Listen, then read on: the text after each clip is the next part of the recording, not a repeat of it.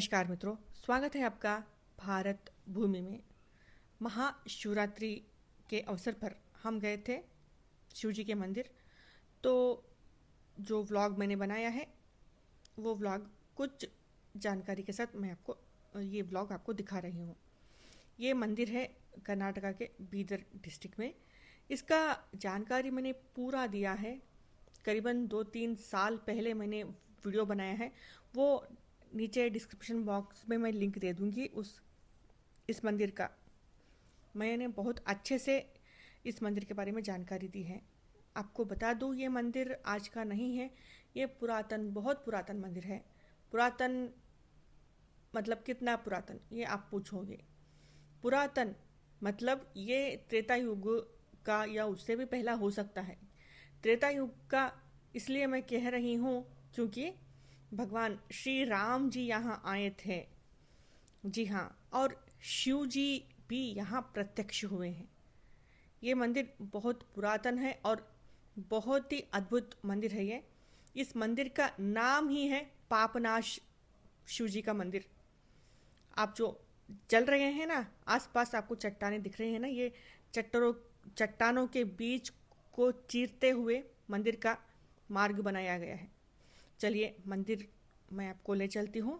भीड़ देख सकते हैं आप। हम दिन में जाना चाहते थे पर हमें लगा बहुत भीड़ भी होगा और रात्रि में जाकर अच्छे से शिव जी का दर्शन कर लेंगे और थोड़ी देर रुक कर हम आएंगे, ये सोचा था। पर रात्रि में तो और भी ज़्यादा भीड़ था वहाँ। अगर आपने इस मंदिर का दर्शन किया है और आप यहीं स्थानीय व्यक्ति हैं तो अवश्य कमेंट करिएगा। और इस मंदिर के बारे में आपका कोई अनुभव है तो भी आप साझा कर सकते हैं कमेंट बॉक्स में। मित्रों, महाशिवरात्रि क्यों मनाते हैं और क्या महत्व है, ये इन सब के बारे में जानकारी आपको मिल जाएगी। बहुत सारे वीडियोस हैं यूट्यूब पर, परंतु फिर भी थोड़ा सा जानकारी मैं दे दूँ।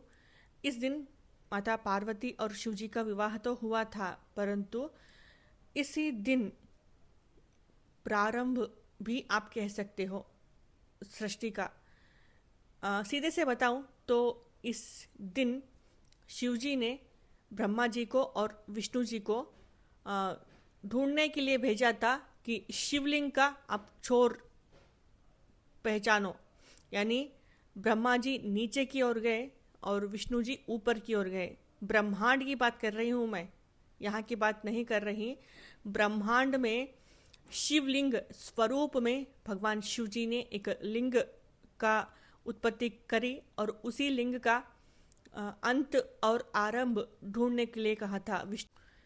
भगवान विष्णु जी नीचे की ओर गए और ब्रह्मा जी ऊपर की ओर गए शिवलिंग का आरंभ ढूंढने के लिए ब्रह्मा जी, और अंत कहाँ होता है ये ढूंढने के लिए विष्णु जी।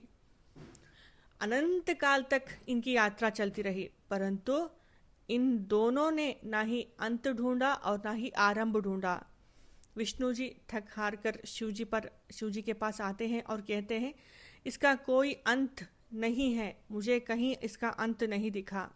पर ब्रह्मा जी आकर झूठ कहते हैं कि इसका आरंभ मैंने ढूंढ लिया है। केतकी का पुष्प मुझे इसका सबूत देता है। तो केतकी का पुष्प इसीलिए भगवान शिव जी को नहीं चढ़ाते, परंतु केतकी के पुष्प ने कुछ नहीं कहा। केतकी का पुष्प जो है वो कहता है मैं सत्य में हूँ, मैं सिर्फ सत्य जानता हूँ, यही कहता है केतकी का पुष्प। परंतु ब्रह्मा जी ने झूठ कहा था, इसीलिए ब्रह्मा जी का पूजा नहीं होता। जी हाँ मित्रों, महाशिवरात्रि के दिन तो उपवास रहते ही हैं। कुछ लोग नहीं रहते पर उपवास रहा जाता है। उपवास तो हर एक व्रत में रहा जाता है, परंतु उपवास रहने का क्या लाभ है और क्यों रहा जाता है, और व्रत में उपवास क्यों रहना चाहिए। जब हम भगवान के समीप होते हैं तो हमें उपवास रहना होता है। क्यों होता है ऐसा, क्यों करना चाहिए, इसके बारे में एक व्लॉग अवश्य बनाऊंगी ताकि आपको जानकारी मिल सके। और इस दिन रात्रि को जागरण करते हैं, महाशिवरात्रि को। क्या आपने जागरण किया या नहीं किया, ज़रूर कमेंट करके बताइएगा। यहाँ पर हमारे छोटू महाशय जी देखिएगा शिव जी के गान पर नृत्य कर रहे हैं। वहाँ मंदिर में शिव जी का गान लगा हुआ था वहाँ पर नृत्य कर रहे हैं छोटू महाशय जी। तो जागरण करने का महत्व बस इतना है, इस दिन ब्रह्मांड में जो ऊर्जाएं होती हैं वो बढ़ जाती है और ब्रह्मांड और पिंड दोनों एक ही हैं।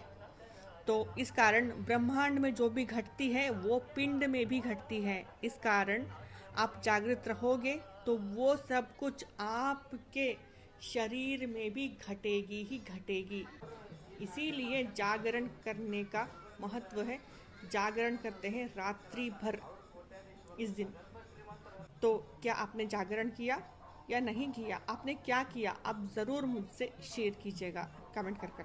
तो धन्यवाद जी। अगले ब्लॉग में मिलूंगी और इसी तरह के डिवोशनल ब्लॉग के साथ मैं आपको मिलूंगी। उपवास रहे और क्या आप जागरण किया आपने, सब बताइएगा।